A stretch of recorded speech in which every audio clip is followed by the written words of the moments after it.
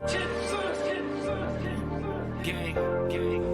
them buttons harder than a motherfucker. Totally exited me out of my fucking video with that shit. He didn't even touch my phone. My phone was like, well, goddamn. Yeah, goddamn, nigga. Get some. We in this thing. What up? Episode 297 of the CSPA. Welcome. What's happening? We see who we got. Man, We got family in the building. Got people in the building. We got legends in the building. A few. You know what I'm saying? We got old legends that people forgot about. We got current legends. Current legends. Yeah, man. It's we got things going on here. We got let's introduce ourselves first. We'll say the best for last. We got Mr. Sweep the Leg himself. Cobra Kai. Sweep the leg. Hate Nito. Hateicus. Pause Nito. Pause The Kai. Gooch. Ralph. The Gooch God. The Oracle. Yo, the Gooch God is nasty though. Gooch God is. That is disgusting. It's sloppy. That's bad. Yo, that's wet treatment right there, man. That's crazy. That's a lot of moisture. And who the fuck are you? Hey, man, come on. Lito. You're now tuned into the kid. Star double R. Crank that shit up. Why you get a gunshot? I didn't get no fucking gunshot. You're just not... Dog, you just be adding some extra shit. Bro, he don't even like guns. Introduce the legend. Bro, man, but he used bats, remember? That's Trey. Only in the zombie apocalypse, bro. You say that's Trey? We'll talk about it. That's crazy. And then we got, let's see, friend of the show, friend of mine. Family. Longtime Comrade. family. He hails from the Cali lands. For sure. Death Valley. But loved by the tone. Wait, Death Valley, that's like Nevada, right? Kill yourself. One of the best lyricists that I know. One of the best pens that I know. For sure. Definitely somebody I respect. And he's been here before. But if you're a first-time listener, we got Intriago in the building. Yo, what's going down, man? Glad to be here. You know, y'all my people, man. It's family, my comrade. Comrade. You already know. Hey, just to make it right. So he gets about 6 gunshots? 6 sounds like an appropriate number in his case. Sounds about right. Hey, but what do I know? But welcome, man. Welcome to the show again. I know you got some exciting things happening, but at the same time, we like to talk shit here. Oh, yeah. But how you been, man? Man, I've been great. A lot of positivity going on in life right now. A lot of changes for the better. You came in here. Yeah. Light. Oh, yeah. You didn't come hard? Nah. Wow. Whoa. Guy. Relax. Yo. Nah, but your energy is good. Mm-hmm. Thank you, my brother. It's good, which is rare for Entry. It's early. It's early in the day. We're not in the nighttime yet. Okay. Things can change. Okay, that's fair. Throwaway. Yeah. 3. Oh, we're getting right to the music? Right to it. Oh, wow. Right to it. Let's get it, man. By the time people hear this, it'll be out. Throwaway Burners 3, something that I've been working on for, I want to say about 8 months to a year now. Mm-hmm. Had a lot of moving pieces, a lot of people involved. Shout out to, Nicodemus. Shout out to Nilo Starry. All the producers from Maserati Marcus to Merk Russell, Q to God, A-Train, Austin Terrell. And shit, man, I just had a lot of different real people involved in this. A lot of artists too. Southside Hoodlum, Heem, De Niro, Kai Phoenix? That's who was missing though. Who was missing, but that's a whole nother subject. I mean, I was looking at the song list. I didn't see it. Me neither. Yeah. It's crazy. It's crazy. He was supposed to be on Warrior Code For sure. Like I had the song locked in and everything, and I was like, man, yeah, he fits here. That's okay. Sure he does. That's Somehow, okay. hey, I don't think people are missing out. Yeah, sure they it's are. Okay. Extended clips are coming really soon. Yeah. Damn. Really, really soon. It's exciting because, of course, I know we live in a space too where a lot of people, their friends are not necessarily artists like that. There's a lot of just regular people who go about their regular lives, working 9 to 5s and things of that sort. But for us, I feel like we do have a lot of talent within the circle. Right. And so for us, it's like common to where we got people who, very like big lyricists, heavy pens, and it's amazing. Like I know that every time I hear music come from you guys, it's gonna be like something else. Right. It's gonna be something we ain't heard before. That's the goal. It's the skill set that most people don't possess. No. And anybody can rap, but not everybody can rap. Most people within our circles are 10,000 hours sort of people. Mm-hmm. Absolutely. Master your craft. Put in your 10,000 hours. Yep. That's usually what we associate, and most anything, whether that be with the videography or editing or music wise, it's 10,000 hours and up. All the things that we do are collective. They're Right. collective of, just hours invested, time, sacrifice, all of this, we've all done it. And so it's amazing what the final products are whenever it's all said and done. Yeah. And this, I'm looking forward to it. I don't think I've ever been disappointed by an Intriago project. But that's how he sets his, that's his rep. That's how he sets his name. You're going to get solid every time. But you can't expect anything less. There's very few people who have developed a standard. Of course. So his name is heavy because there's a standard that goes with that. You know what I'm saying? What is the approach and the message this time? Is it a continuation, or are you trying to say something different or do something different? Man, in all honesty, like this record was really, really heavy. Just looking at last night, like when I was looking at the entire thing fully done, like as far as the project's fully mastered, and listening to everything along with the art and the concepts behind everything is so intentional. I almost got emotional, like for a second. That's artistry, because it's like I'm fucking putting all my art on a platter for the world to be able to judge me off of. You know what I'm saying? Right. And it's like you got to come to terms with that. Like I'm putting this out, and this is gonna be something that is a different version of myself, like who I am today. You know what I'm saying? After everything's said and done, bro, like when you hear this shit, it's gonna be so versatile, extensive palette of music and energy, bro. And it's just showing the different bags that I have, and I pick and chose all my spots, bro. So that compiled with all the people I had the blessing to work with, I mean, it's gonna be very powerful. So to answer your question, this is gonna be the best to date that I've done. Now, I know that's a big statement. I know for myself, anything I do or that I have done over time, right, as years have gone by, do you ever reflect and just be like, wow, like look at the journey I've taken, and the progression, because your skill set at age 20 is much different now that you're early 30s, right? For sure. So it's got to be an emotional roller coaster. Like you look back and it's like, damn, look at everything I have accomplished, everything I've done, whether it's been music projects, festivals. Yeah. If you're doing that.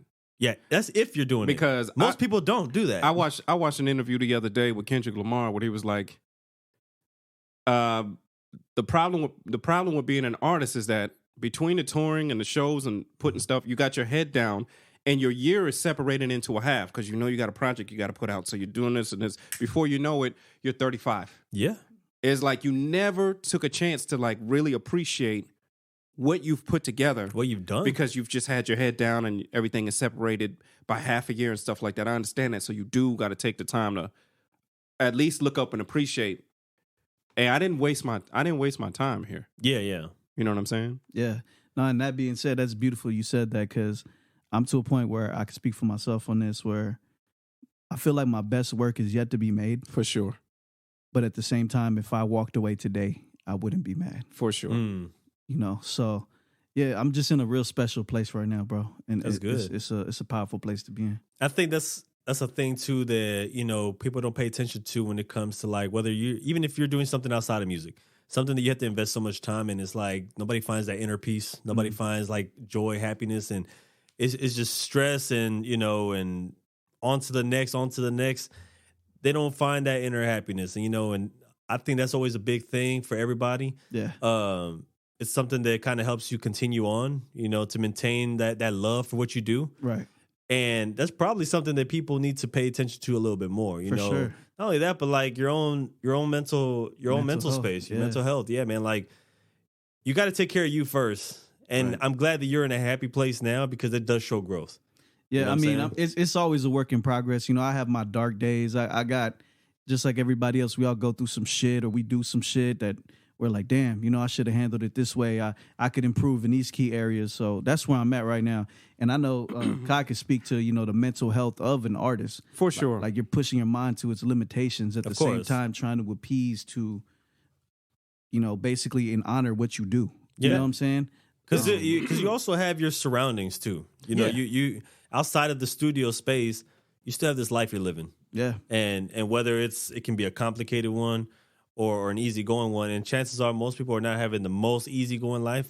Everybody got things going on, whether it's like family shit, situations here and there with friends. You know, like there's always parenthood. Yeah. There's a lot of things that will become an obstacle for everybody.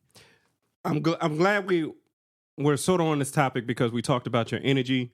You're feeling real positive. You came in positive because I wanted to talk to you about something. I'm about to get in my psych bag, right? Yeah. Let's do it. So there was something that happened to me around the same age, right? So I joined the military. I was later in age. I joined the military at 30, right? Later is an understatement. So when I'm in basic training, we in the Bay, we all having fun and stuff like that. Right. We trip, we clown on each other just like us, right? And part of that is we talk shit about each other, right? As you should. But also, of course, it's dudes. But also, one of the things we did a lot in there was impressions of each other, right? The thing about impressions that's different from talking shit is that impressions are funny the first 2 times. Yeah. And then after the first 2 times, you're sort of getting how people see you. Yeah, like this is really me. So when they were doing impressions of me, it was funny the first 2 times, but after about 7 times, it's hunchback, it's eyebrows down, it's nostrils flaring, and angry. That's everybody's impression of me. Aggression was triggered. And I just was like, damn, that's how y'all see me? Right. Like, is that how y'all see me? Mm-hmm. And they're like, yeah, it's you. And I'm like, well, fuck, that's not, I thought I was the funny. Right. I thought I was the funny dude. Like, decent guy. yeah, like that's how y'all see me. That's not how I want. Yeah, you don't want to be me. viewed that way. Yeah. So when y'all were playing the game and y'all were clowning each other, when you see that everybody is like, when they talk about Intre, it's angry, it's intense, it's no jokes. How do you feel about that? Does that make you feel a sort of way? Nah, because my mother, she's a very strong Mexican woman, right? She raised me to be a certain way. You know what I mean? And she always used to tell me growing up as a child, she'd say, en la broma la verdad se asoma. So what that means is when people joke with you, they're planting seeds of truth in that joke. Oh, of for how sure. they really Of feel about for you. sure. Of course. So I was always raised to, be very, of course, be playful from time to time, but not take no shit. You ain't looking for no shit, but you ain't taking it neither. And you're really planting your flag. Like if somebody comes and fucks with you or plays with you, you're not going to allow that to happen. So I try not to play too much. Of course, with my close friends, they see a different side of me. They see like the more, innocent version of myself, not so guarded. Like I could flame with the best of them if I really wanted to. But I was like trying to say something. I'm like, I can't. Hey, he's saying nice things right now. Hey, man, off the record, fuck you for that. So I took a break after that. No, because I was wondering, because I'm watching all the shit, and at the same time, I'm like, they better leave me the fuck out of this shit. Wait, you know right? what? Just to apply some context, because a lot of people are not going to know what the hell we're talking about right now. In inner circles, sometimes you have childish friends. You should. I'm probably one of these childish people. And what happens is that sometimes we take to social media and we get to flaming. It was a great roast, bro. It's a roast session that's made for fun, but Using it's pictures like and casting and in the public eye though. Sure. And it's hilarious because, not only other people might see it as like, oh, they're just making fun of each other, but it's like for us, I feel like I'm like, no, we're showing you that like, yo, this is like what we do behind closed doors. Like this is the fun moments that you can see in the public eye now. Right. And you get to see it live in person on social media. And I'm telling you, I haven't laughed that hard. it was fucking hilarious. But I just was like, everything about Intre, all the jokes was and aggressive. I was like, it took me back to basic training. It was like, damn, like that's how y'all fucking see me is Except his healthy beard. Damn. his Arab going on. Man, here we go. When he was 11. He swear I'm a Viking. he had a go-to in 7th grade. He had a goatee in 7th grade. That's crazy. That's crazy, bro. There was always that one that weird kid in like middle school that had like a goatee already, but Looked was like like an skinny. adult. It's just like, Yeah. Like it didn't suit him. Yeah. He just Are happened you to have okay? it. Hey, bro, like He made you self-conscious because he had a full bush under his arm. And I'm like, maybe I'm doing puberty wrong. Am I behind? you start This questioning nigga's got a yourself. goatee. Yeah, you start to question yourself, man. You don't know. The Flintstone shit. Right. Yeah. Nah, I remember real talk. I remember being in the 5th grade and I was on 5th grade. Yeah, I was on puberty watch. Because all my homeboys were big, but they were like, everybody started getting full bushes under their arms. And I was just like, hey, yo, Yeah, I'm still balding. And what shit. the fuck's going on? So in 5th grade, when I started getting strands and stuff, like, yeah, yes, I'm Yeah. here now. That's Right.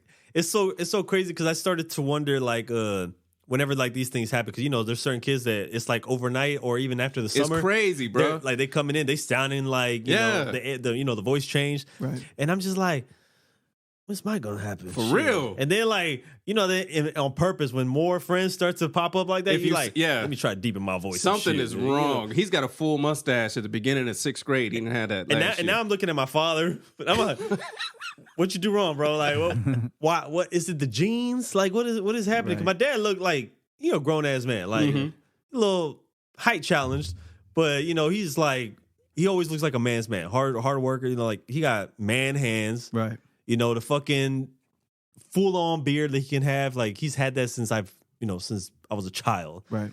And I'm just like, I can't make sense of this. I don't have any of those features. They just No. don't click. And so I'm thinking something's wrong with me when that time was coming.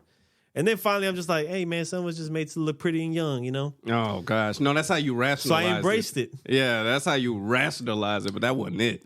But no, it took me back to base, and I was like, I wonder how he feels, or if he's noticing that's what it is. Like that's how people see you. Nah, absolutely. And you know, not saying that I'm glad people see me as somebody that should, you know, you shouldn't be joking with or nothing like that. Not saying that I'm trying to be some hard ass or nothing like that. But I just don't. I treat others with respect, and I like to keep it on a serious tone. Like for the most part, if I could have it my way, it'd just be that. Unless like we really really close. Boy, know what you I'm saying? chose the wrong friend group. Yeah. Because these friends here in this room, Nah, it's we're never not the gonna be ones. that. Nah, but I mean, I understand that. I understood that more in my 20s. Once I started getting to my 30s, I think that sort of changes because you have more of you. So it's like there's different muscles for me. So you can never look at anything that I'm doing and think that it's hard to understand that this is the same person. Yeah. Podcast kind, lyricist kind, poetry. Like these are different people, all encompassing. And I was like, don't peg me as I'm not Mr. Me. I just was not ready to live with 60 kids. Right. If I got to beat one of you up, I'll beat one of you up. But I'm also like, I like to see myself as the jokester, bro. Yeah. absolutely. When I'm serious, I'm And the serious, joke. but it's different.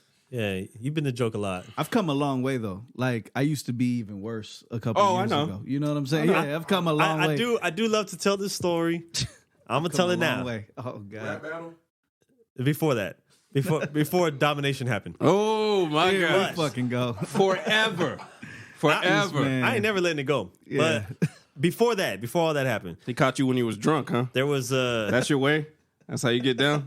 that you made. that's You catch Yo, a nigga that slipping sounded when they wild. drunk? Yo, he make it sound like that.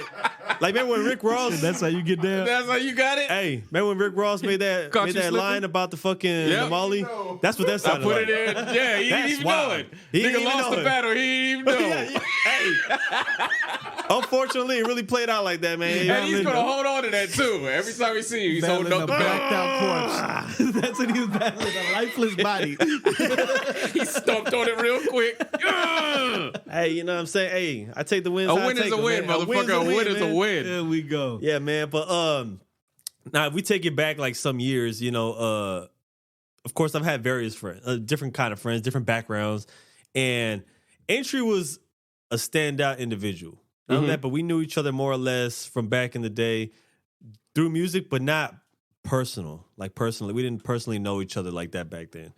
But once we start, you know, coming around and like, you know, we start to kick it, things of that sort. And I'm all like, this is a very serious individual. And I can't wrap my head around it because like I can be real, like once I get to know you, I mean, you see what you get. I'm fucking childish, you know. I mean, you can have your serious moments. But, you know, like I like to have a good time. And, you know, I'm like, I'm gonna get this guy to find that And I was like, there's a way. I think everybody is on that. And when you get to be around, when you're around people often, you start to kind of adapt. And that's what started to happen with Intre, I feel like. You had to loosen them up. Yo, whoa, pause. What? What'd I say? What'd I do? Easy. What'd I say? What'd I do? What happened? What'd I say? What'd I do?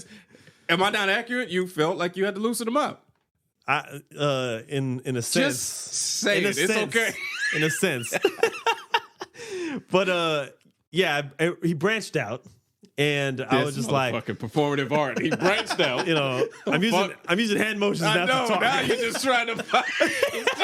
It's a performative art. He thought about the thesaurus. Yeah, I know. He branched out psychologically. Like, what the fuck? I helped him. You loosened him up, dog. He comes around. I helped him find his inner self. Okay, is what happened here. All right, Here we go. And no, but in reality, you know, like little by little, you start to see the man like kind of, you know, being comfortable with things that he wasn't necessarily comfortable with before. For sure. You know, and you know, becoming more outgoing, not being perceived as that serious face anymore, where people can maybe they feel more comfortable approaching you now. Like, and there's people who just, even if it's unintentional, sometimes you just have that unapproachable demeanor. Right. And I felt like that kind of started to fade, where I'm like, I forgot I was talking to old Intre. He's just a personal friend. Right. They're like, we having a good time, and I'm forgetting until the subject is brought up that he has come up a long way. Mm-hmm. You know, from that seriousness, and like now we have like nothing but good times, and you know, like the jokes are different. You know, like For sure. Maybe he's more comfortable, like, you know, hitting certain jokes now, and that maybe he wasn't doing before. Right. See, I never, and I met young. Yeah. I met young Intre, right? And I never saw him as super serious. I just saw him as a leader. You've been around youngins a long time. For sure. That's weird. For sure. But I met him when he was young, when we were all at Vandal, and he had come to Vandal. But he had a movement, and he was a leader. And a lot of times you have to be serious as a leader because you're an example. Yeah. They got to take you serious. It's hard to be an example because you know what I'm saying? And it's the early 2000s, so you got to have your 90s and early 2000s, you got to have your armor up, period. Yeah. You know what I'm saying? So it's understandable. And that's why I'm like, the older you get, that armor can come down. What is this? Yeah. Regardless. And I always say this too, that we can credit a lot of this stuff, even just for ourselves, our children. Yeah. Our children definitely for soften sure. us up. For sure. Yeah. And, you know, I know your baby is a couple years old now. Yeah. But I saw the change. And he's got a girl. Once that happened. Yeah, my girl Demay too. She definitely helped be supported as well. But yeah, my baby, she's 4. And that's what I needed. I needed a daughter to kind of soften my heart. You know what I'm saying? Because yeah, without her, I don't think I would have, you know, come this far. Like as far as He'd still be on his Yosemite Sam. yeah, and not to mention, like, you know, it was a combination of shit because I, you know, beat my case or whatever 2016, and then my daughter came the next year. Yeah. So it's like it kind of just fell into place. Yeah. Which is, it's kind of crazy how those things like play out because like you could be facing, you know, a serious situation. Right. And then it's like, okay, I overcame that. And then it's like a blessing came right after, or another blessing, some would say, right? Exactly. And it's crazy. Like for me, I do feel like even from my first child to now, it's like there's so much like change and growth, like myself. Like I know I'm not the same person I was when I was 25. You know, and I'm probably almost like the complete opposite.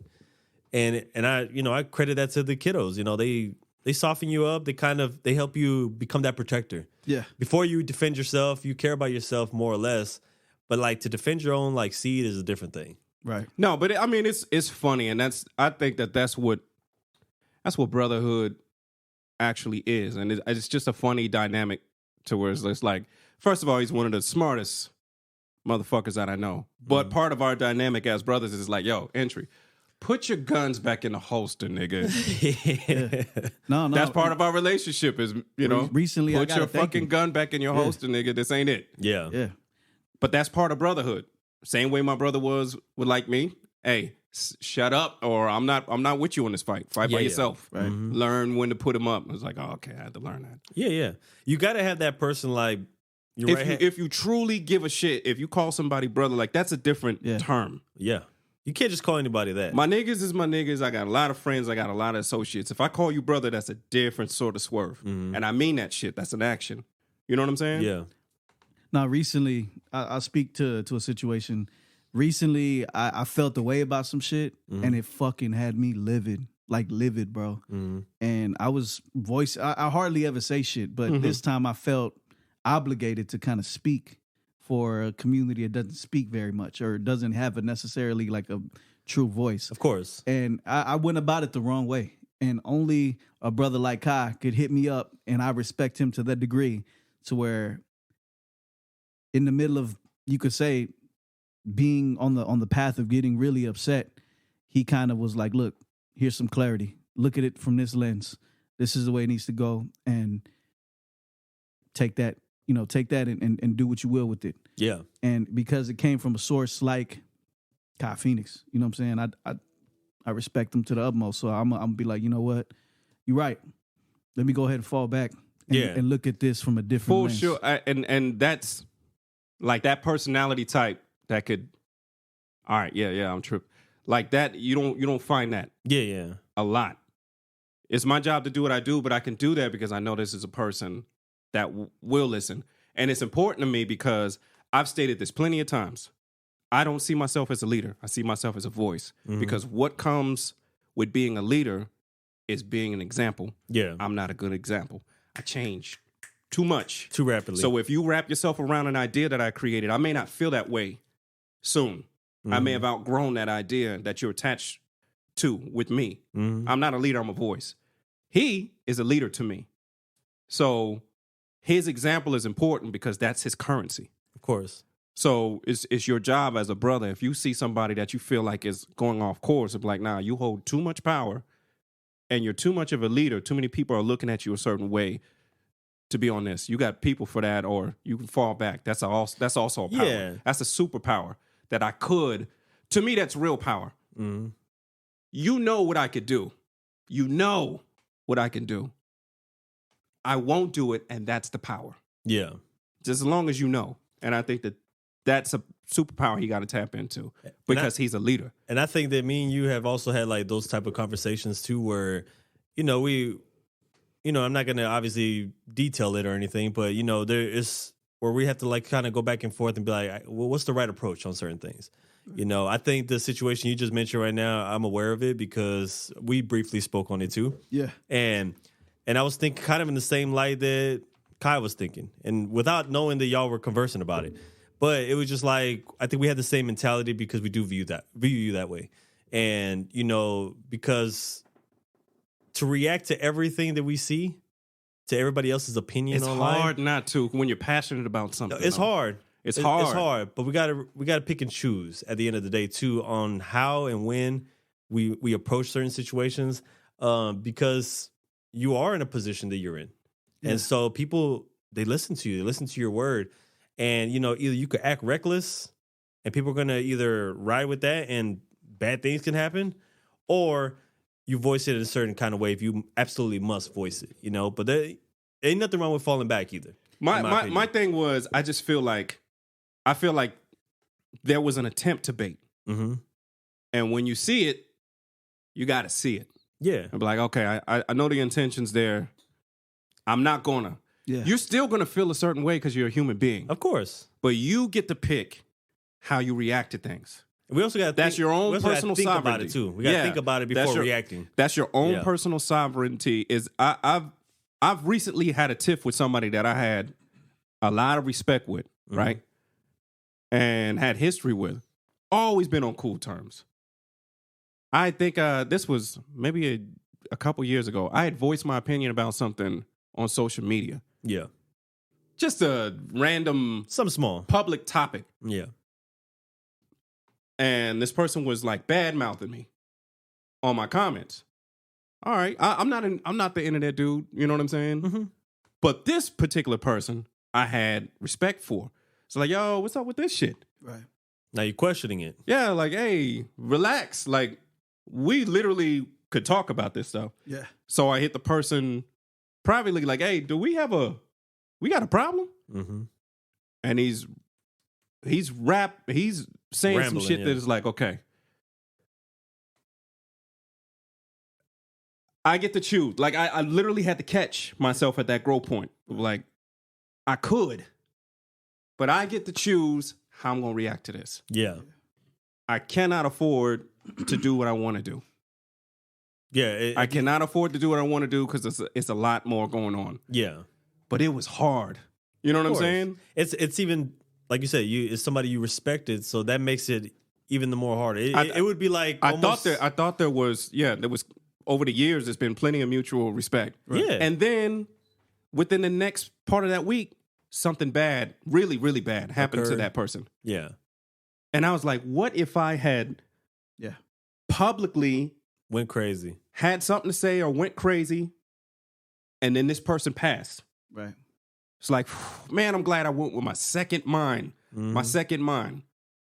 Because I probably wouldn't have been able to forgive myself, and the public would have saw me coming out like, that'd have been a bad look. You would have painted a new image for yourself in that moment without realizing that it would occur, because of what transpired. And it's funny because anybody that had ever known me, I don't go back and forth with people, especially people that I know on social media on serious stuff. So that really would have been me jumping out the window, and I really would have looked real bad on that one. Yeah. I'm glad that individual, like, they didn't die. But it was close. Yeah. Yeah. And it was like, all of that for nothing. The stuff that we were arguing about, this person doesn't even know us. The fuck are we? You know what I'm saying? So it's goofy stuff. Nah, and to kind of speak to that, bro, like I've been doing a lot of self-work, like Marcus Aurelius and Stoicism and kind of delving into that. And I'm usually pretty good about shit like that, right? Mm-hmm. But coming from my background, I'm multicultural. I'm like I'm mixed between a couple of things. And coming from LA, I grew up like seeing the Rodney King and that's situation hard and tanks on the streets and Reginald Denny getting hit with a brick. I was a kid, you know what I'm saying, growing up amongst that shit. Yeah. So I feel like there was a lot of things that I was hypersensitive about that particular topic. Not to get into the details of that, but yeah, you know what I'm saying? But I'm working on it. You know what I'm saying? Definitely something that it's a teachable moment for me. The one thing that, because I mean, obviously you've been here before multiple times. Yeah. Which is crazy. He's been here like through every host has been a part of this show, which is kind of crazy. Right. And but every time, I think from the beginning, there's even been a change in the type of conversations. Because even like the last recent appearance you had, we tapped into like things that I had no idea about. Like this is what fascinates me, because there's a whole life that some of these artists have that we just don't know about. It doesn't get spoken on. Like, for example, your trials and things going on in Mexico. Yeah. That was all completely new stories for me. That was just like, wow, I was in awe about it, And so like it makes me wonder, like, what else has this man gone through? Like, what more stories does this man have to tell about himself? Because I feel like we were just scraping something. Yeah. Well, sure, he has to grow to the point where he's comfortable. Of course. Speaking on that. Yeah. Some stuff you got to keep close to the chest, but as you get older and start to relax your comfort level, your vulnerability level grows, because that's real power. And then I was gonna say, when did you feel like you could open up more about personal past and things of that sort? Just with age, and depending on what we're speaking of, you know what I'm saying? Like everything. I learned to tread carefully around certain shit that I'll never speak of. Some shit that no one ever know outside of me and God. You know what I'm saying? Yeah. Statute of limitations, etc. You know what I'm saying? Of course, yeah. That contributes to part of the way I have to look at the world. But I started kind of getting comfortable speaking of things like past 4 years to kind of let people know, there was a time where I was so bad that my family felt they had to relocate me to Mexico to try to scare some shit out of me. Mm-hmm. And it only became worse. Mm-hmm. You Enhanced. know what I'm saying? That doesn't really seem like a type of environment that you're like, oh, I learned my lesson. Like, no, some environments corrupt you. Yeah. Or they can do exacerbate two different things. It's like where they enhance your aggression or whatever it is that you're going through, or they can possibly, scare you to the point where you don't want to be a part of that. But in the likelihood that it would just scare you is not like what I think the route it would give somebody like an Intre, especially somebody who's real strong-minded, raised a certain kind of way. I would have thought that it would do the opposite. Well, and I love the fact you said that, because that's people that don't know me, right? Mm-hmm. That's my dad. He wasn't really present at all. So his fucking way to kind of go about it was like, you know what, send him to the wolves, and he'll learn his lesson, or he'll just be eradicated by him. You know what I'm saying? I remember first time I went to jail, I was like 17, 16, around that age. And I'm, calling my family like, hey, yo, shit, I'm in here, this, that, and the third. I need to get bonded out. Stay in there. I can hear my pops in the back. Yep. Keep that motherfucker in there. Yeah, That's leave what that's what my mom would do. Stay in there. Keep that motherfucker in there. You know what I'm saying? And that shit, like, shit, you in a cell. You know what I'm saying? And you hearing that from people that's supposed to give a fuck about you, it's going to change your mindset. Yeah. Indefinitely. My perspective on that, because, and I've said it time and time again, big family person, right? Right. I'm very tight with my folks. I'm tight with my children. I'm tight with, my sibling and close cousins. So, like, that mindset of, like, wanting to wish that doesn't sound realistic to me. And like you said, it's like the people you love the most are now saying this through the phone, right? And it starts to make you question things, because some people say, like, oh no, they're teaching you to kind of to grow from this. But in that moment, I don't think you were feeling that way. Right. It's almost like you feel like you couldn't depend on your own loved ones in that moment. See, for me, I think that's a situational. Yeah. I don't think that is and of course we come from different environments, so it's situational. I come from parents that have been the same way. Right. No, you went in there. You wanted to go in there. You were doing stuff that warranted you getting in there and staying there. Mm-hmm. That's what I came from. Now I'm raising two sons. County and jail is one thing. Juvenile detention, and I worked in juvie. Mm-hmm. If it's juvie and you're getting to a point where, I don't care how strict you are. If you're raising sons, when they get to about 14, 15, what are you going to do? Yeah. Spank them? They're going to get to a point where hopefully you've planted enough seeds when they were younger to establish a respect for your words. Right. But still, they're going to become teenagers. Of course. You ain't going to be able to beat stuff out of teenagers. All you can do is try and talk to them and show them the way, and hopefully they respect your voice from what you established when you were younger. But if they don't, that's why young single women, from my time, coaches were important. Barbers were important. There were so many different other male figures around that you needed some enforcement. Mm-hmm. You know what I'm saying? Trainers or whatever. And sometimes going to juvie is one of those situations that was like, for some people, if he is not already to the point of out of control, he can get a glimpse of, nah, that ain't me. And I don't like being in here. This sucks. I don't want to be in here again. And hopefully that'll help. Yeah. But as far as county and stuff like that, nah, that's a different story. And I feel like at that age, they're not fully conscious of their of what they're doing, the consequences. I can speak for myself. Yeah. Of course, I knew what I was doing. I was out there trying to do it to the max. You know what I'm saying? But even to this day, I'm fucking still trying to repair shit that I did as a youngster. Still. Mm-hmm. That you made yourself okay with. Repaired. Yeah, yeah. Like some people fuck up to a point where they can never go back and fix that shit. You know what I mean? And I feel like that's an important message to convey to the youth. Like, don't fuck up to the point you can't fix it, bro. Because some things you can't. You don't want to mess up, or I would say create something that's permanent. The only thing you can do in that situation is when I broke something that I can't put back together again. Yeah, I gotta learn to forgive myself.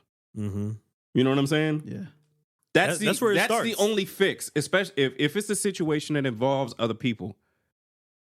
I can't fix what I've broken, and they don't want anything to do with me. Right. What do I do with that? Mm-hmm. Even if they've moved on, I still got it. I don't think so. I'm gonna have to. Point. I'm gonna have to forgive myself. For that situation, especially when you did it young. When you're young, trying to adapt to your atmosphere, right? You make things okay in your mind. Yeah. Because you ain't got no other fucking choice. When you get older, you realize you didn't have no fucking choice. Yeah. You made it okay in your head and you did stuff because you either felt like you needed to do it or whatever, because you were young-minded. When you're older, you know better. Right. Now, you may not be able to fix it, but you can fix you. You know what I'm saying? Yeah. And part of that is, I understand I didn't have a choice. I realize I fucked up. If I had a chance to fix it, I now know that I'm the kind of person that would. And that's what you're not looking at. A lot of times people are focused on the middle of the story. No. Look at the end of the story. The end of the story is that you became a person that if you would just give me the chance, I would fix it. Mm-hmm. And the only thing holding me back is that you don't want me to fix it. So now the only thing that's left is forgive yourself. Yeah. If not, you'll continue to relive For sure. situations. You're just stuck Yep. in the past and you're mad at yourself and you're not recognizing I became the person that has the ability to forgive myself. I got the awareness. That's where you got to reach, is that you got to realize that you have the capacity. Yeah. So do it. Once you see your power, use it.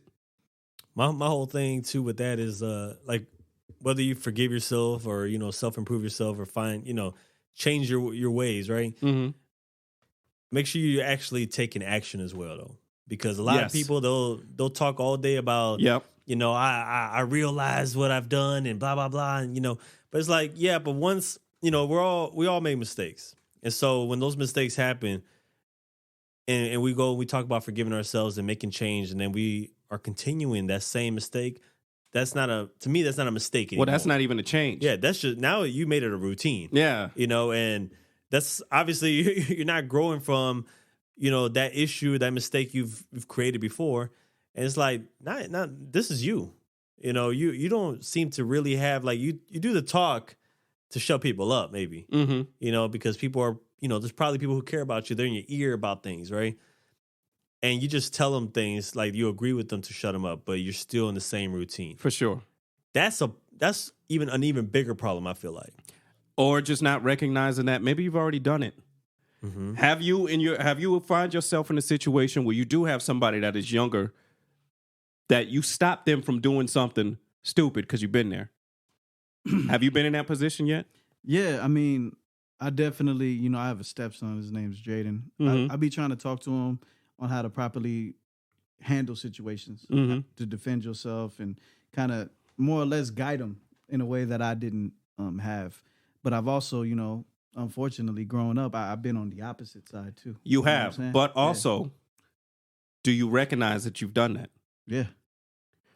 So at one point, you were that person. And then you grew into the person that went to try to correct that mistake so somebody else wouldn't wind up doing that. Yeah. You got to recognize that you did that. Yeah. That's all part of healing. Yeah. That's why I try Not to not help. only just fixing yourself, but you found yourself in a position where I could stop this action from happening. So it doesn't have to be another situation that. Saving somebody else from an unfortunate For sure. situation. But you got to possibly. recognize that you did that. Yeah. Like some of the best community leaders were the ones that were wreaking havoc, destroying For the sure. community, and they're doing that because they destroyed so much. They're like, let me fucking do the opposite to balance that. And I feel like that's where I'm at right now. I try to help my people, the few people I got close to heart, and other people as well that I see in situations. I'll go ahead and help any way that I can. You know what I'm saying? Just to kind of compensate for all the things that have happened in the past and shit. And there's plenty of You kind of do it for you too. Yeah. It makes you feel good. Yeah. You feel like you're contributing to something that's for maybe a greater cause. Yeah. And maybe things that you wouldn't have done in the past. Right. I can't say that I was as helpful back in the day compared to how I am now. Right. Or as caring, I would say. And now, He's like, helpful and caring? Like that? He can be. I can be a caring guy. He can be. Helpful and caring? Like, that's a combination that is. That's fair. All right. That's fair. Felt like he was describing something like, who the Right. fuck is he? So he said me, right? He said I. Hey, let me He figure said out a I way- and not Kai, right? No, it's definitely not you. Oh, shit. Let me make sure I can say things that make myself sound good. All right.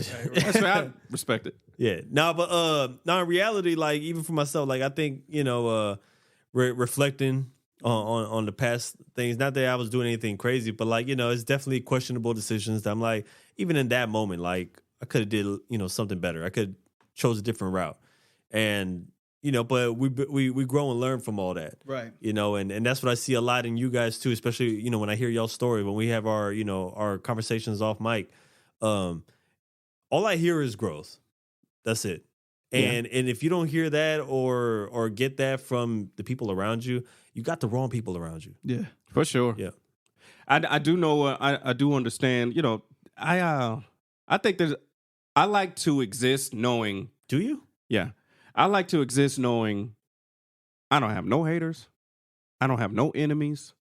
I'm not watching my back. I think in my life I have like one person that I did wrong in most recent days. I would say within the last 12 years, I guess. Mm-hmm. And that person never forgave me. Yeah. And when I talk to people about that, everybody's like, all right, well, then let it go. I was like, I can't. I cannot let that shit go, is knowing that that person never forgave me. I get what you're saying. And, it even relates to things that can be real small. Like, let's say there was like, a brief fallout. Maybe you said the wrong thing to somebody and they kind of like faded away from you. And you know that they kind of faded away because of what you told them. And it could have been you being like a dickhead in that moment. Yeah, I've reached out and everything, and they're just like, and I found myself in those shoes before. This is what I think. I don't think it's not that this person is not a regular person, right? I could talk off mic about it, but this person is literally like a fucking saint. Mm-hmm. Right? When I show you what this particular person has done, their impact, they're based out of New York. And the stuff that they have done is incredible. Yeah. So it's not just like, I hurt somebody. I hurt this person. Yeah. And this person doesn't, and this person doesn't forgive me. And when you look at this person's impacted legacy, you're like, how the fuck did I hurt? And I don't even think I was completely in the wrong, but just the fact that this person doesn't forgive me is always going to fuck with me, like forever, until I hear about, I don't give a shit. That'd be enough for me, is I don't give a shit. You just need that clarification. I just need that. Yeah. It's crazy. I don't know if it's just me, but I do notice that today in age, we have people now who are less forgiving, and they're quick to just write somebody off. Like, even if it's like a simple mistake or a misunderstanding, people don't even want to make the effort to see if it was a misunderstanding. And I don't know if it's just the times we live in or what's going on, but I do feel like I see more of that. I see people get more angry and like I said, willing to cut off immediately. Yeah. And I'm all like, bro, like that doesn't sound like the adult way to do shit. It sounds like high school shit. Mm-hmm. But I feel like a lot of people, they continue on with a lot of that like childish, teenage behavior, and they carry that into their like later years, which is kind of strange to me. People think time passing equals progression. They think that in general, like we think we're supposed to be in flying cars right now. Right. Or something like that. Like, time has just gone past. That doesn't mean we progress. We thought that as kids, though. And with people, you just grow old and tall. You don't grow. Right. Grow, you have to actually do the shadow work and shit like that. People just grow old. They don't grow. You said grow old and tall? Fuck you. Hey, man. I was just trying. I didn't know what I heard. I didn't say. Not everybody gets to be tall. You're not tall. I'm not. I'm short. I'm real short, man. I always say I was robbed. He said, robbed. Tall people look awkward when they get old. That's fair. I feel like I'm a good medium. You know what I'm saying? I'm feeling some heat coming from the left side here. I was just saying, y'all cool right now. You're going to have to be 50 one day, and you're going to be tripping over shit. You're going to have bad knees, bad feet. Yeah. Tall people take a long time to fall when they trip. Hey, that fall hits different. Yeah, it hits different. I will say that. You get a lot more time to try and regain your shit, but you never do, and it just looks bad. Nah, man, come on, bro. That's funny, though. No, it ain't nobody's fault. It's genetics. It sound like Wemby gonna have a grim future. The way that Kai's talking right now. I see you representing. Wemby's cool now, but Wemby in 50 is gonna look funny as hell. He gonna look like Kareem. Shit. Damn, that's fair. Damn. That's a fair statement. Kareem, all respect and due to him, because I love Kareem and his legacy. I respect his words, his mind. But he just looks like he's made out of silk. Jesus. You know what I'm saying? And what are we gonna say about Yao Ming?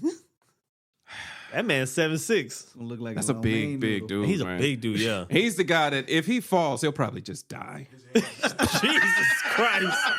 Oh my God! I'd want to. I'd want to. If I'm 7'6", 300 something pounds, if I fall, man, just go on without me. Just leave me here. I'll die. No, that man, I think is pushing 400. What? Yeah. Yeah, man. How heavy is Shaq? Like Well, 3. Shaq just lost Yeah, like he lost a lot of tremendous weight. amount of weight, but he's So- still in his threes. So in I haven't seen the, in He's the, a big guy. in the NBA, Shaq was like pushing 320, No. 320, 350. At his largest, yeah, he was, And Yao Ming came into the NBA weighing more than him. like Shaq on the Celtics was probably pushing 4. Yao Ming is an anime kid. Yeah, he was heavy. Yeah, but he dwarfed Shaq. I know, but that weight. But now he's in his 40s and stuff. He's 400, he's gonna die. you ever seen him? Dog, if I'm 7-something 400 pounds, if I die, I mean if I fall, leave me. In the crater, Yeah. I'll just lay here and die, fool. the crater that you make. I don't even want to get up That's a big. and risk another fall. yeah, that's a, Fuck that. I would do this that's twice. that's a big. You know, Yao Ming looked like he got no calves though. If I get up, what the fuck? Come on, He's a now. fucking Gundam. Bill, Bro, he got real stiff straight legs. I'm only getting up to right my will and get my headstone ready. Because if I fall, I don't care if I'm alive. Just put me in there, bro. I ain't even I'm not doing getting that. back up, bro. That's crazy shit, man. And it's crazy because Wemby is super light. Well, he came in Yeah. at 210. But he's 19. If he sneezes, he'll lose 5 pounds. I know, but he's 7'4". Yeah. He weighs as much as you. No. Damn near. You're tripping. Okay, the way you want to be. he's like 210. No, he's not. He gained 210. 15 pounds. He's like 235. He's got- I would say He 235. don't look 230, bro. Yeah, but we can't. That's fucking crazy, He was bro. like 208, 210 when he came. That's crazy. Bro, that's only 40 pounds more than me. 7'3", 210 is crazy. That's a wild. microphone. That's good though because of the extra weight. Though you talking about knees? I've been tall. Though. Nah, because that's still 7'4" coming down on. You don't have no cushion. That's a different level of tall, though. You don't have no cushion. All right. I might have to disagree with Well, that. you know what? I mean, he's working with the best, literally, the I'm just NBA glad has to yeah. offer. I'm glad he's just taking care of his feet. That new Yeah, that's what you facility gotta is do. great. You know, he getting some of these tacos down here in San Antonio. That's so what he don't definitely need. Let's go put some weight on. Hey. That's what he don't We're need. gonna put some weight Hey, on. them churros, man. Come on. Hey, yeah, Get something. the best of me. Man, fuck Charles Barkley, bro. Come on, man. What's the beef? Fuck Charles Barkley, man. He always hating on San Antonio. Yo, Like, that's your comedy. I love it. At every chance that he gets, he always throws a slug. Hey, man, I'm all for it. I support it. I don't know. Somebody did some shit there. You know how I look at it? I look at it like this. You ever see the Key and Peele sketch where it's the comic and he's up there doing the stand up? Yeah. And then you got the guy in the wheelchair and he's like, make fun of me. And he's just like, no. No, I don't want to. But it's sort of like, I can joke on you Mhm. because I see you. Right. You know what I'm saying? We make fun of each other because we see each other. yeah. If I'm accurate about my joke, it's because I see you. I watch you. I notice you. Hey, Nito. People don't see homeless people.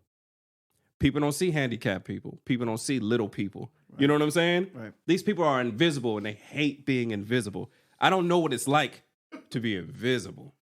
You know what I'm saying? So it's like a lot of those communities want to be joked on. They want to be part of the joke because they want to be fucking seen. At least see me. Right. I Yeah. can take a joke, see me. And then you got some communities that can't take a joke, and that's the problem.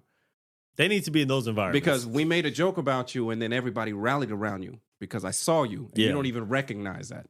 yeah. You know what I'm That's saying? true. Yeah. The joke actually empowered y'all. Because before, you didn't have no power. Before, the joke was you. Mm. Then I made a joke, and then y'all rallied. Say Yeah. thank you. Yeah, I hear that. Appreciate it. You know what I'm saying? Mm-hmm. We in the dojo now. I see where you took us. I never even said anything specific, but you understand. What's the worst joke you've ever made that offended somebody? I really want to know. Honestly, He lost count. I can't. What's a It's standout not- one? You know what it is? It's not even a joke. I make statements that offend people. It's not jokes. I don't really. That's fair. My jokes are for the moment, and I know who to joke with. But my general statements, I mean that shit. It's like him rapping. There's a difference between somebody else rapping and him. You could hear it is a little bit more because he believes what he's fucking saying. Mm. A lot of people don't have conviction. You can tell rappers with conviction. It sounds like they believe the shit that they're saying, right? Mm-hmm. So I'm in school and I'm in class and we're talking about language. And I think we've talked about this before. I think it sounds familiar. And my problem is you're trying to change language with your emotions. That's not how language works.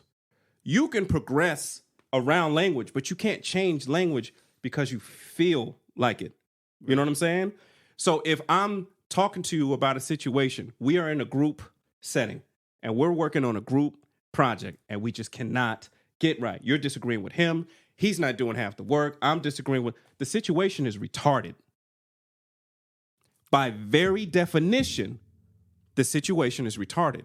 It's not developing the way that it should be developing. You can't say that. They're saying you can't say that. I'm like, nah, you can't say that. Because when I said the situation was retarded, what did you think about? A person. You're the problem. I'm not the problem. I'm using the word correctly. They were like, it's not, well, it's a negative word. I said, no. The connotation that you use it in is negative if you're talking about it in the wrong way. Right. I'm using the word. You're trying to change it, and the whole class is like, they cannot get. Like, no, you can't. I was like, y'all can't use it because you're thinking wrong. Changing I the used the narrative. word correctly in the right context, and you're thinking Down syndrome. Right. Yeah. So if you want me to change the word from retarded to special, sooner or later somebody is going to say Special ain't appropriate anymore. exactly.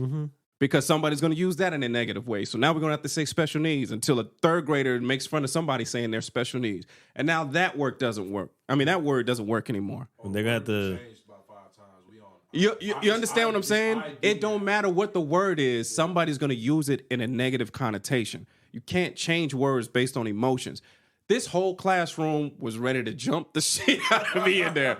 Like, what is your fucking deal, old guy? Nah, but on some real shit, this will probably open up a whole can of worms. But like, what the fuck? Where are these people coming from? Because me growing up, I didn't. No. We It's didn't- we didn't- it's generational. we didn't see it back then. It is you're dealing with a generation who cares more at this point about your mental, because every generation is supposed to know more, right?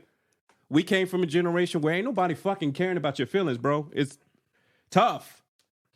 Now they're in a generation who they actually care about your feelings. And That's us, fucking we mind-blowing. can't understand it. I feel like they ain't genuine. You know the crazy. It's not always genuine, but the genuine thought process is they want to be Do you better. wanna know what the word is now? What's that? It's ID. Intellectually disabled. That sounds Intellectually I've never even disabled. heard of that. That sounds a hell Wow. of a lot worse than retarded. like these This people is just couldn't have how people lasted in read our it. environments. No, not at all. No, And- because we what all. would I they think do? I think we all here come from the era. Even for us, like me and you are the same age. it's But hard not to even be then- angry. But like even then, like the last thing I care about is somebody's opinion that has nothing to do with me. Like I don't care how you see me. You can feel however you want. I don't give a fuck. But Never you gotta have. you gotta be self-aware to know that, hey man, I don't understand you motherfuckers, but that doesn't mean that you're wrong. Yeah. That's the hard part. You gotta get mad at the right shit. Like right now, I'm mad at why do people keep saying unalive? Why did they change the term dead? Like that doesn't change what the shit is. Like I think that's unnecessary. They start blocking shit on social media. That's Maybe why. it was So they 'cause got to of that. find new ways to describe. It's flagging fucking things. it's fucking crazy. And I'm mad at that, and I feel like I can be mad at that. But when they're talking about breaking generational trauma, they're actually right on that shit. Our parents raised us a certain way. That doesn't mean it was actually right. I didn't die from the shit, and it made me tougher. But that doesn't mean it was right. But is this stemming from like social media banned words, or is it just people in general, or I the think people in general I think it's a whole- complained to where now social media reacts to it? Because now you can't be writing like killed or some shit like that. That's why they put unalive. Now. It's a whole generation of caring about your psychological well-being and your mental well-being. And in doing so, censorship has become crazy because they don't want to hurt you by whatever. Like I cannot tell you how many times I'm an English major. So we deal with a lot of books. And I'm getting all of these messages. Hey guys, when you guys are gonna read this book, I just want you to know, trigger warning, there's some physical violence in there. I'm like, it's a fucking all right. It's hard not to be bad. But you can't type suicide, but you can share a suicide prevention post. Yeah. But you can't type suicide. You have to put unalive That's yourself. crazy. It's you gotta learn. if we are rational-minded adults, which we are, and we're growing, we got to learn to pick and. This is me. This is my personal struggle. Is learning to pick and choose when to be angry, so I don't become Mr. Angry Old Man. Mm-hmm. Just because I don't understand some shit, don't mean it's not right. I just don't understand it. I don't got a point of reference. I can learn if I give a fuck, and there's a lot of shit I don't give a fuck. I'm sure there's a rational reason why people are using underline. I don't give a fuck. Dead is dead to me.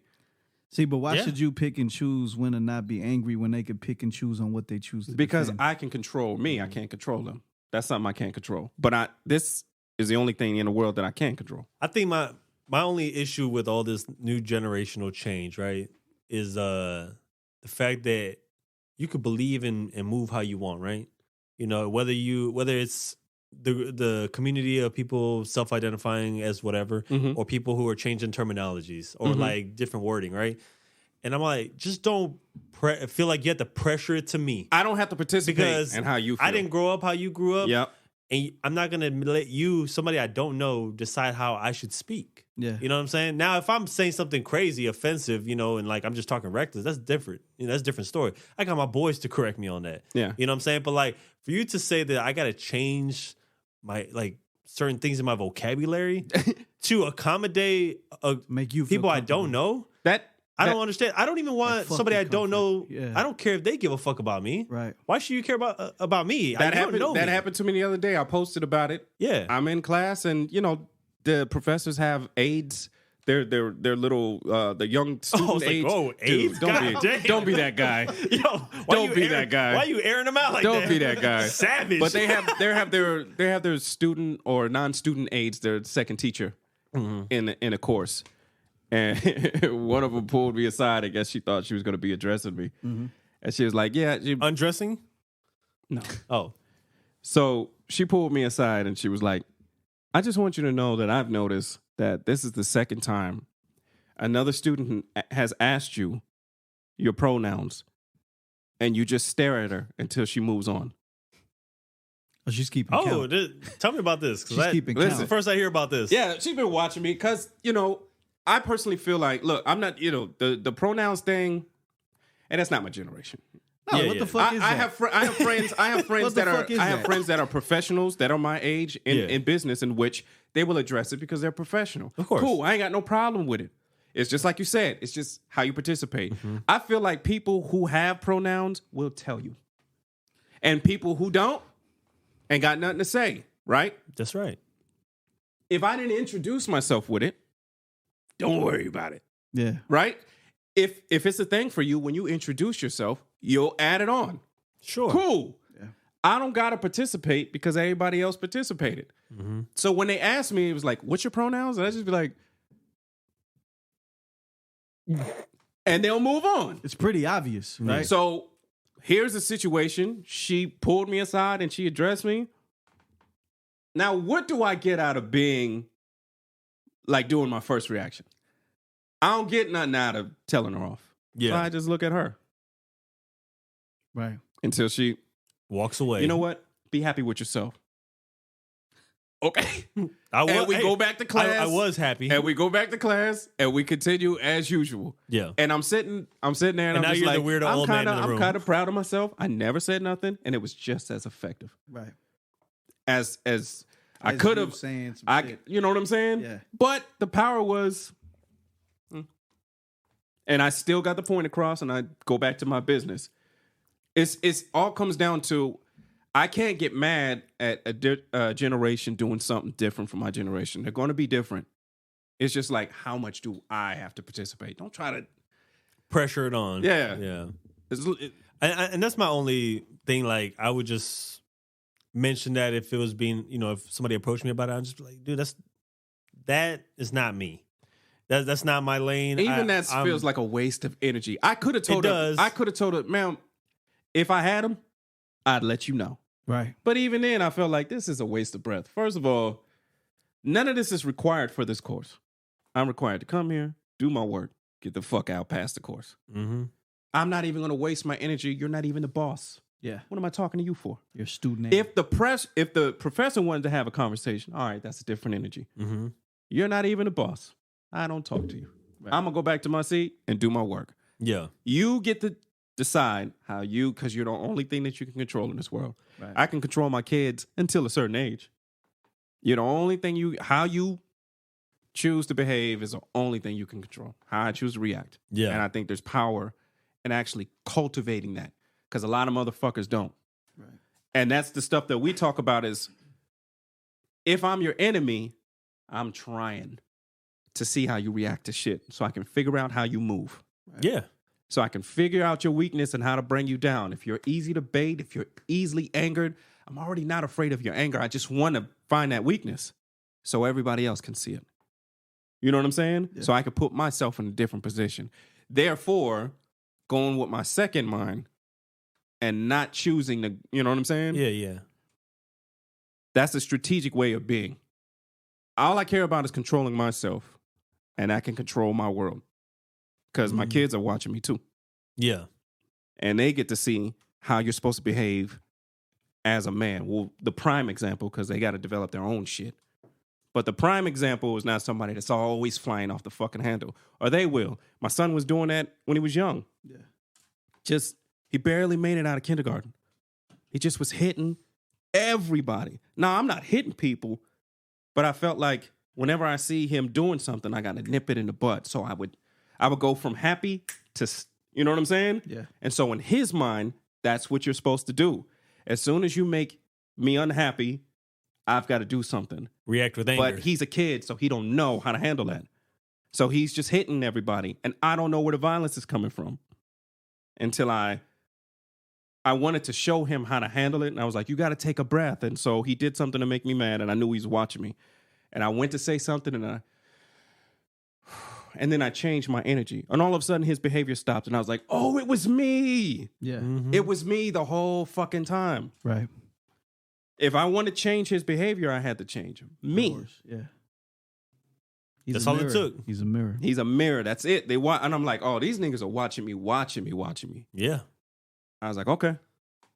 How you especially if you were a leader, everybody's watching. And that's how they're going to be. But maybe they're not as good as you. So they're going to fuck up and crash out. And you're like, why did you do that? And then you're like, fuck. Mm-hmm. You're the example. That's why I can't be an example. Because you're forever changing. Can't be example. I can only be a voice. It's all right. We got people like Intre for that. For sure. That's fine. For sure.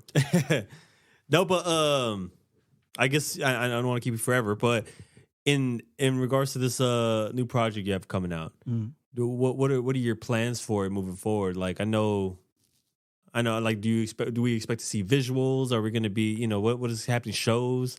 What is your plan as of right now? Yeah, so honestly, my sole focus right now is upon its release. Mm-hmm. I just need people to ingest it. I want people to really sit on it because it's gonna be as soon as you hit play, the tone of the project just starts speaking for us. For sure. It starts off very, very serious internally. You know what I mean? And you'll pick up on that quick. I got an important question that I just thought of for both of you. Both of you being lyricists, right? Right. Oh, I'm glad you said that because I wanted to talk to him about that. Yeah. About being a lyricist? We'll go. Sure. Go ahead. Go. But my thing is, like, do you feel like people in general, like listeners, music consumers, do you think that they're taking the approach of how you're trying to present the music? Are they taking it the way you're intending for them to take it? Or is it a struggle or a frustration when they're just listening to it like just any other song and they're not really receiving the message you want? Does that make sense? Yeah, no, it makes perfect sense. So I would say my music is going to resonate for those that it was created for. Mm-hmm. Sure. The other people that, Perfect. are just surface thinkers, it's not going to register probably until time, until they grow. Until they grow. Exactly. No, he's right on the button. Is that you get to a certain point where it's like, I'm not going to complain about music. I'm just going to make the music that I want to hear. Mm-hmm. Right? And what I want to talk to you about is like, I'm at the point now where it's like, I don't like to use the term rapper for myself. First of all, I'm not consistent at it. Second of all, I'm a lyricist, right? I deal in words on how to cultivate them, put them together, and I'm always trying to make them better You know what I'm saying? So they can resonate differently. Mhm. Rapper doesn't do that for me because it doesn't translate. As a lyricist, it translates to everything else that I do is trying to master words. So I like to prefer to refer to myself, and that is only for a certain amount of people. Yeah. Whenever I do something, to be completely honest, I really only give a fuck about the opinion of like 14 people. Right. Honestly. Yeah. Whoever likes it, cool. Great. Some people are But throwing to it. those are core people that you really value. Dog, at what they this have to point, say. I only want to master words. I want to say something that means something. And I know that that's not what masses want to hear, and I'm not even making it for them. I'm making it for not even like-minded minds, but curious minds or people who are more akin to liking words. Yeah. Or willing to dissect So, what you're presenting. I'm not mad at everybody for not, there's genres, vibe, trap. There's different genres to people listen to music differently. For my generation, we listen for the combination of melody, words, beat, words. But words is the integral part of that stuff. I'm a lyricist, so whatever I do is going to be message heavy. And I want to create some shit that doesn't exist yet. And normally when something that doesn't exist yet comes, you always get a negative reaction to it. Because they don't got a point of reference. Mm-hmm. You know what I'm saying? Now, later on, as time goes by, they'll go, oh, I get it now. Yeah. Bro. But if you want to introduce something, they not going to get it at first. You just got to have the fucking nuts to do it. That's so crazy you say that, man. You know what I'm saying? That's so I know you fucking know. crazy you say I that. know you know. Bro, literally, so Nicodemus and Nilo.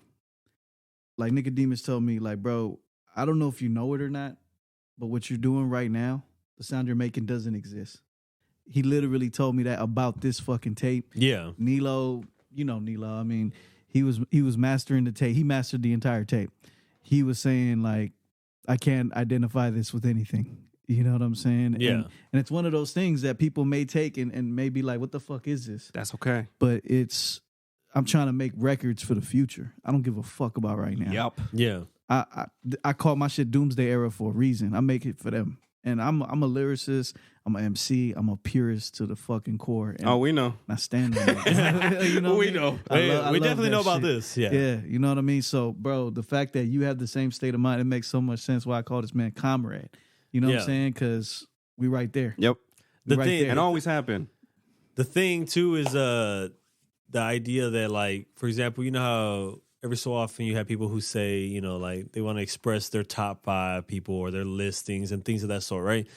And of course, I've been asked these questions before, Right. and my response to them is always something like, where, it depends on what we're talking about. Exactly. And I was like, because you can have a list, but you got to also let it be known that this is just my perspective, my favorites at the time. Because if you're asking me who got the best pen in the city that I know of, It's a different list. I have a certain top 5 for that. Same thing with records. You're right. The You're best lyricists and the best pens that I know might not be in the top 5 best songwriters, or Artists. yeah, artists in general. I think there's a big difference. You got to categorize it the right way. And, I know a lot of people just do it just for clicks and shit like that, just to rile people up. Sure. And I'm like, nah, for me, I'll give you an honest answer. But like I said, I have people in certain categories because I think people are skilled at different things. But also, look, when it comes to that, they weren't wrong. At all. But if you're going to consider your reaction to it, you got to consider, okay, you got to look at the category. Sure. If I bring up, okay, let's talk about who's the best, like ability wise. If there's another separate list, if it's a totally different list, I'm probably not going to react to that. Mm-hmm. You know what I'm saying? If anybody talks to me like in this city, you got to list the best artists. If I'm leaving out Khalid, you're wrong. Mm-hmm. You're wrong. You know what I'm saying? You got to be completely honest. So anybody that makes that list and you want to try to lead them out, you're wrong based on movement and success. and all of that, longevity and all of that, you're wrong. If you're talking about lyricists and stuff like that, and that's a separate list, I'm not even going to react to a list at all. Yeah, and I think this goes back to like, all of us have definitely been involved in debates when it comes to music and expectations of music and standards, and the list goes on, right? And of course, sometimes the arguments have gotten heated. I think me and you have had a handful of them. And, and I'm like, but there's different, like where I'm coming from, I don't consider myself a rapper either because I don't do it currently. That'd be disrespectful to people who really every day doing this shit, right? And I'm like, I have a history of it? Yeah. But I don't do it currently. But I will say that, like, because of my experience, I have a different kind of view than the average consumer, in my opinion. Right. So whenever you're asking me, like, about certain people's sound, of course I'm be like, well, I can understand, what they're trying to present, whether we like it or not. It might not be for us, but I can see why the masses like it, and, just like a lot of mainstream music, we probably don't care for. It's not always to our liking, but I can see why the masses like it because look what it does to people in certain settings. Right. You got songs for weddings that are mandatory. That creates the energy for a wedding. You got the music for the clubs, the music for the lounges, the jazz bars. Like these things, everything is planned. See, but that comes down to why reasons matter. What's your reason? That matters to me. Mm-hmm. My reason is different. I didn't learn to speak English till I was 8 years old, and I learned via hip hop. Yeah. You know what I'm saying? I want you to play my records on your hardest day. Mm-hmm. Yeah. Before you put that on your hardest day. Yeah. And when you hit in the gym, pushing your body to physical, I want you to throw my shit on. Yeah. For real. When you want to pound your chest, that's what you should want. Exactly. Yeah. So that's really my reason is to be the greatest I could be. And I gauge myself to those that I grew up admiring. Right. You know what I'm saying? Mm-hmm. And if I could bang with them, I feel comfortable banging with anyone.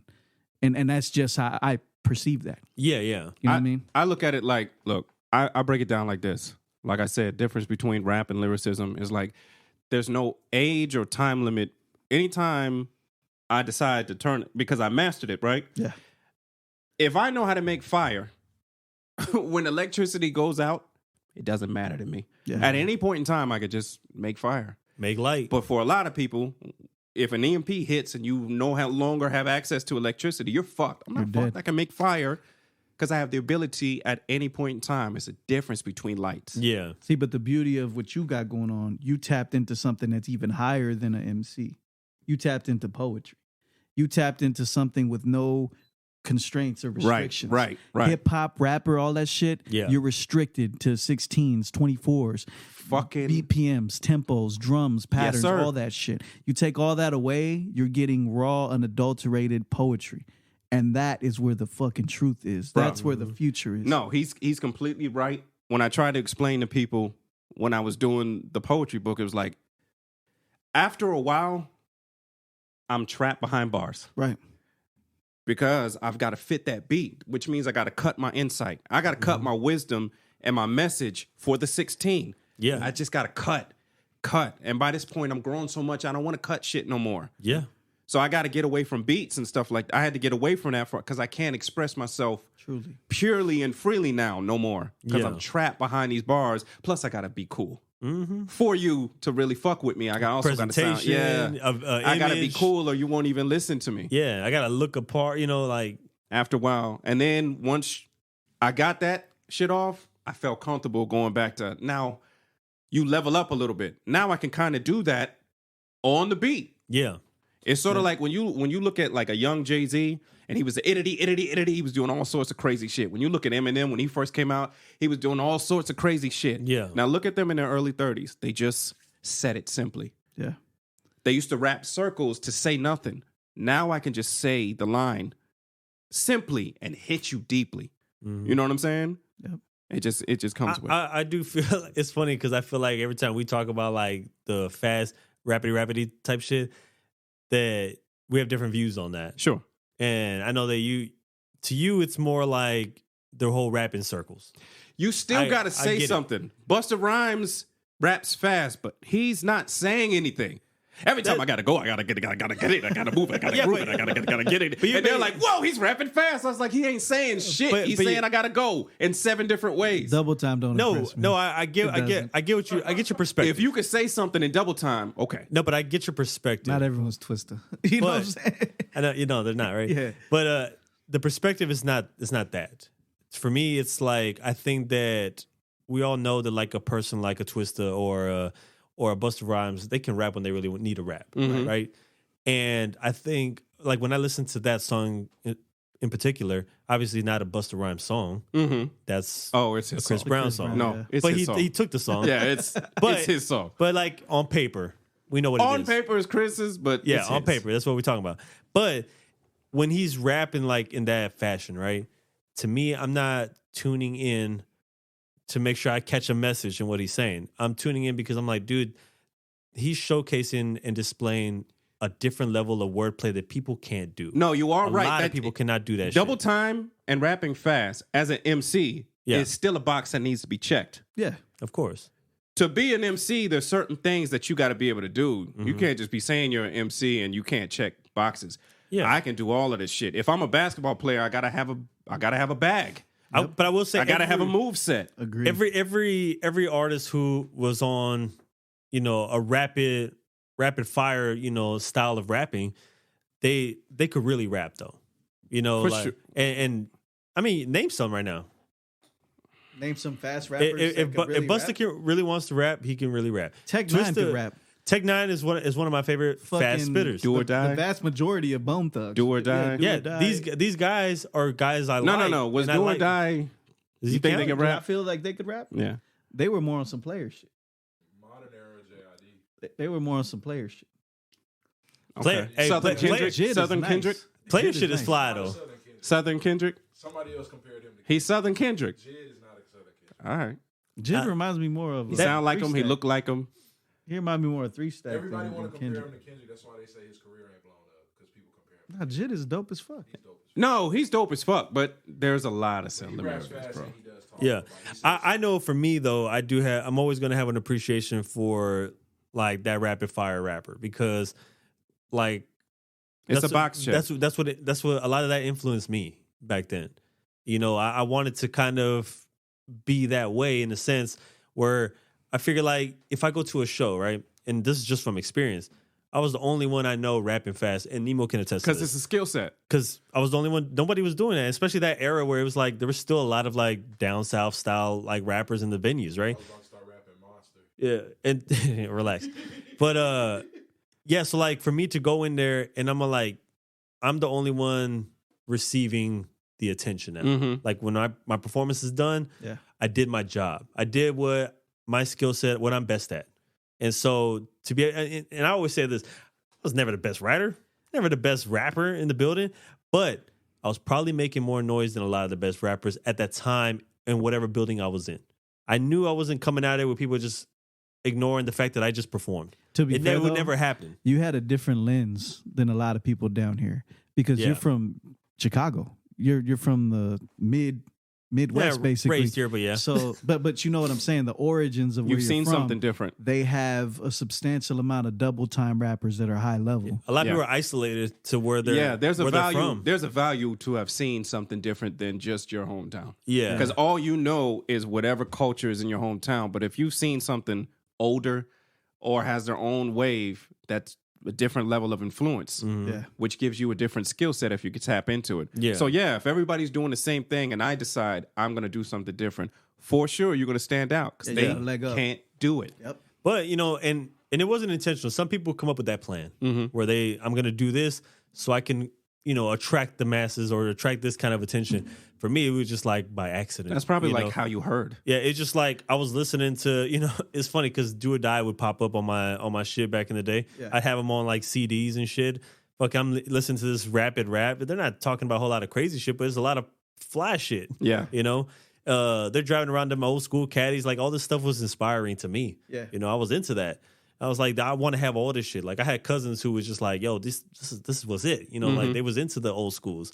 And so I'm like, this is what, one day we're gonna be here. I'm gonna have this fucking like fucking old school Buick Regal one day. Fucking, I'm gonna have one of these. You know, it didn't happen, but that was like what was going on. And these rappers who are surrounded by this, I'm like, oh, maybe this is what I got to be doing. Yeah. Like I'm tapped into this shit. You know, and I don't want to rap like the people doing where I'm from, like my city. Right. I want to do this shit because everybody's like that impulse to. Well, everybody's already doing this shit. I want to do something different. You got to key into that because that's a particular that matters. Sort of, it matters. I think even if you do it now, like because I don't think people are doing that necessarily. I think there was a little run where people started wanting to rap fast. No, I'm just saying generally, just going with whatever the wave is, whatever the culture is. I think that most people's natural impulse is to double dutch yourself in. Yeah. No, and but then what I'm get saying into is, what everybody else. What I'm saying is today, I think because there's not people doing that anymore necessarily. It stands out. At least it's not that common. You could probably still be a standout if you go back to that. Yeah, because it's one of those things where you could, if you can count on your hands who's doing it, it's still a rare thing. And like I said, for me, it's still a box that needs to be checked. Yeah, I think the you true can't run flex, fast, bro. The true flex comes whenever you exhibit that skill set in spurts across a body of work. Like for example, when I rap, it's like a punching bag, like a boxer. You start off with the simple combinations, and as you go, they get more elaborate, and you start throwing more power behind it. Yeah. That's how I treat my rap. I like doing. You that build shit. it up. I start off slow, You and learn then how I to start pick your getting more punches. dynamic. Yeah, and then I exhibit different techniques in that process. You know what I'm saying? That's just how I do shit personally. As you should, yeah. Because you got to find out that pattern that works for you. Yeah. You know, you gotta time it. A lot of it is timing, and I think that contributes to why you've been the success you have been. Yeah. You know, you've mastered your craft, and it's always continuing to be polished. You know, like Kai said, you're sharpening the sword every time. Right. You know, and we hear it. You just gotta care. Yeah. I like when I listen to something and it sounds like the person cares. Of course. You know what I'm saying? They're curating shit. I'm listening to the verse and it sounds like they start the verse out. In the middle of the verse, they get bored with that rhyme scheme. They get into a different pocket. I love that shit. Because you're experimenting on ways to, you know what I'm saying? You sound more versatile. It's not the same thing. I just hear growth. I hear details. And like I said, we talk about albums and stuff like that, and you're like, I don't like listening to long albums. If you're interesting, I'll listen. Of course. As long as you keep me interested, you can have a 30. It doesn't sound like it. What are you doing? Adding stuff to the beat, taking stuff away from the beat, getting in different flow pockets, singing, using tone, melody. I'm catching all of this shit you're doing, bro. Yeah. And now I'm interested, like, yo, how does this motherfucker's mind work? Love that. And I've said this before, I'm obviously not a fan of projects that are usually over 10, 12 records. And not to say that I won't listen to it, because I'll still give it a chance. And if there's records I like, I'd be lying if I said I like people's albums 100%. Yeah. I can't say I like track 1 through 15. Right. Like equally. Like it's not happening. There's certain songs I'm like, you know what? I want to add this to my playlist when I go to the gym. Because this song, like, it does it for me. Yeah. You know, same thing if I'm in the car. I want my ride around music. And certain songs you might have done on there, the sound, you know, they have a particular sound. Yep. I want to have that in my playlist. And so that's natural. Like I said, if for people to just be the yes man and say I like every single record that you have just because we're cool. Right. Yo, I'm not doing you a good service at all. No. You know? I feel like it's not even because you're cool with somebody. You should take that away whenever. You should detach that from yourself when you're listening to music. Of course. You know, I don't give a fuck if I'm cool with somebody. If I take that away, I'm But like, look, let me a lot of listen to people your do body that. of work. You know what I mean? Some songs will throw you off, though. Some songs that are unique, those are the ones you got to watch. For example, there's a song on the tape called Blood on My Hands. Listen to it twice, 3, 4 times. Blood on My Hands. Yeah. You know what I'm saying? This shit, I didn't do anything I normally do. This song was basically paying homage to like Rappin' Forte, you know, Players Club or Kid Frost, La Raza. You know what I'm saying? That type of tone. It was made for that framework. I got away from what I normally do and dedicated it to that. That's what I like. That is matters. Get out your fucking comfort zone. You got to. I think that music should deal with like what was your mood? Yeah. Make that, capture that in one thing and move on. Yeah. every song isn't like this is what I was going through or this is what I felt at the moment, and that is what it is. If I wanted to make this song, I did all the shit I could do to put together in that mood, and that was the mood I was in, and that's that song. Yeah. Move on. Different variations of yourself. You know what Got I'm to saying? do that. Yeah. I think that's what's going to set you apart from everybody else. Always. And I can't wait till y'all hear this. That's a shit. dope Yeah, part I about can't it. wait I to hear it. literally can't fucking wait. Yeah. I do know that we got a record that we're gonna present here in a little bit. Yes, sir. Do it. Let's But before then, I mean, y'all want to get into Crush of the Week? do it. Crush of the week, huh? You know how we do Yeah. Oh man, I didn't come. I'm gonna go with Aja Wilson from the Aces. for the Aces. Yeah, from the Aces, from the Las Vegas Aces. They just won their championship. You know what I'm gonna do? They went back to back. Last week I did pick an actress from the show I've been watching. Mm-hmm. The what is it? The Fall of House Usher. You know what I'm talking about? Yeah. See, Yeah, you watched the whole thing. my homeboy put me on it, and he really wants me to finish it. But I'm Yeah. like at the third episode, I'm like, "Ugh." You ain't into it? I'm really not. I'm Well, really not. explain. I'm not saying it's a bad show, right? It's not a bad show. Yeah. It just feels like it started off. It felt like Tim Burton. It felt really kooky, and then it started feeling like a Netflix show. It started feeling like Umbrella Academy, but just without the superpowers. Yeah. And it's like now it's all just boo scares. Like I like the boo scares, and then everything else is just regular. Right. Drama. Okay, so this is supposed to be like kind of horror thriller, right? It's Edgar Allan I Poe. haven't got that sense except for like the first episode. In the But I'm not beginning, it done. was I'm like, not done ooh, yet. I like Yeah. it. I love the dark shit, but Yeah. maybe it's not dark enough for me. It gets. I don't know. I get what you're Everybody saying. keeps telling me that. I get what you're saying. No, I know what you're talking about, but I haven't finished it yet. I'm like maybe midway through, and I would just say like I don't know. I like this style because I am a fan of like these other shows that they do, like the was it Haunting of Hill House. Mhm. That you could tell they're all like kind of in the same ballpark, you know, and they're utilizing some of the same characters, at least the main characters. They're continuing in all these series that are not even necessarily tied together, but the presentation is very similar. Just a new story. Okay. Can I ask you a question? You like it? You like the show? Do you like it better than Wednesday? Well, they're two different types. That's way different, dude. I'm just saying, which one is a better show to you? Which one's hold on, but which one is more interesting to you? Which one were you more into? Were you more into Wednesday or House of Usher? I was probably more into Wednesday, but that's What does that mean? Because that's what I am personally into. I feel like I relate to her. She is dark. I'm dark. I like all that. I like Wednesday better than the show.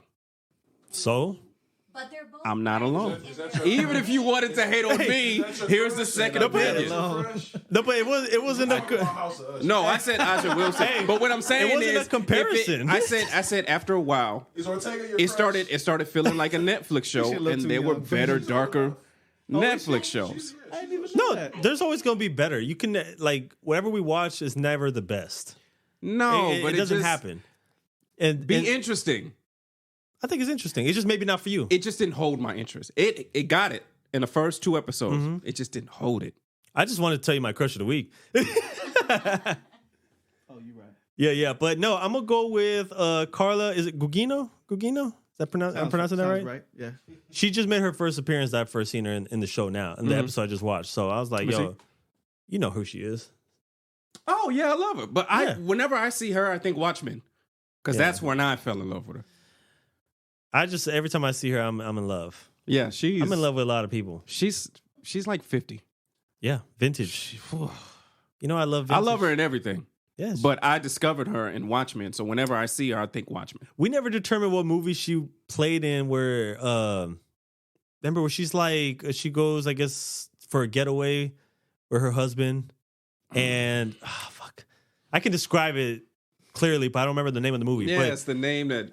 yeah, I know what you're talking she about. goes and like they go over there and they try to get spicy or whatever. So she goes and fucking like he handcuffs her to the bed, and the dude starts taking like Gerald's Game. There it is. There it Okay, is. okay, See, she okay, know. okay. She be knowing all that. That movie was was fucking trippy. Yeah. I was just like, yo, what the fuck is going on? And I'm I thinking thought she was just crazy. like she was seeing shit. No, they're just Yeah, there was some fucking crazy dude really there. Like, Yeah. That was nuts, man. And the fact that I'm like, dude, the dude who got a heart attack on top of her, I was like, yo, that's how I want to go.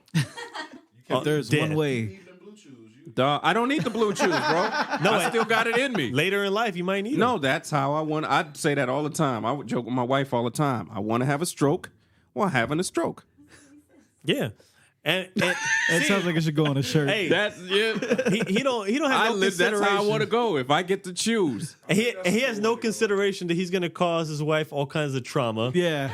because he's gonna I'm not die. even going to be here for that. Yeah, he's like, hey, That sounds like a you problem and not a me problem. hey, he's like, I'm not gonna be here. I don't even know what you mad Because I at. know just my luck. That's how I want to go out, but I'm going to wind up going out like Elvis. Oh shit. I'm gonna be On the toilet? I'm gonna be taking a shit and have a stroke with one bad strain. That's probably gonna happen. Like that's not how I He want said to that's go. probably gonna happen. It's gonna be I know that I'm gonna die based on something gastrointestinal. You're gonna have a GI situation because I don't feel comfortable and never have farting around my significant other. Oh wow. I got serious. We've been married. That's We've like been a married turn. for 10 years. We've been together for 12. So I'm, you know what I'm saying? I do he's things holding to the toxins regulate. in. I do That's what he's things to saying. regulate, but it was like, bro, this is gonna kill me. Oh shit. Yeah. This I'm going to fucking explode. I think. yo, need you to relax, yo. Oh my god. What You know, the hell is even that? dog. That's It's type wild. I want to go out like Mister from The Color Purple. Yeah. Shit. So my crush of the week, I would say, probably be Caliucci's.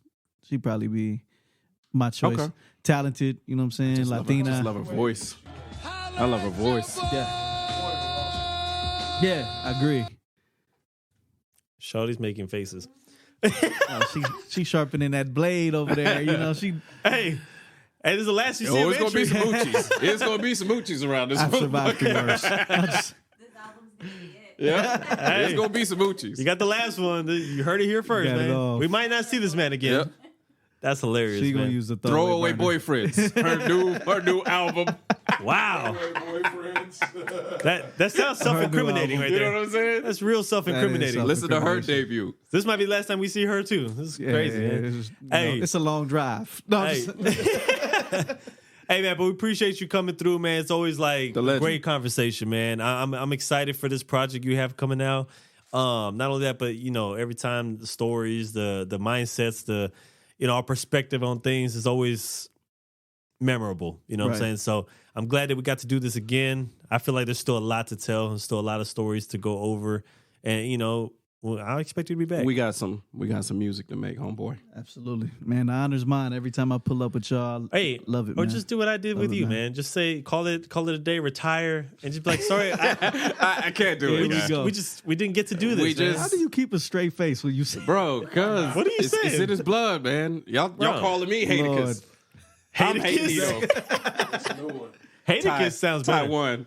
He called me Haticus out of nowhere.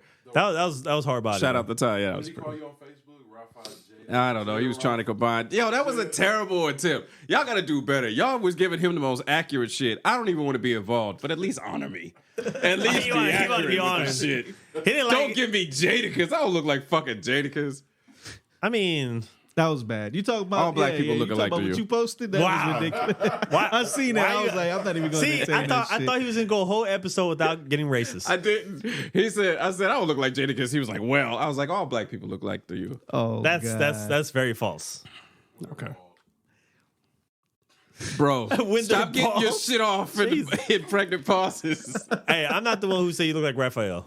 No, but yeah, you No. gave me Ralph. Yes, you did. Spike and Ralph. You Hey, could have combined them. All two you need is the motherfuckers. red That's bandana tough. over your head. That's tough. That's it. And you Raphael. Let's listen to some Intre music. Bro. That's it. Hey, you know what? Introduce the song. man. Absolutely. So this song is called Chachos and Chaluchis, dedicated to the famous establishment on the Northeast Side off Parent Vital. R.I.P. Produced by DJ Protege, mixed Yes. and mastered by Nilo and Nicodemus. Let's get it. Hey. Tirando pistolas 3. Regime Squad shit.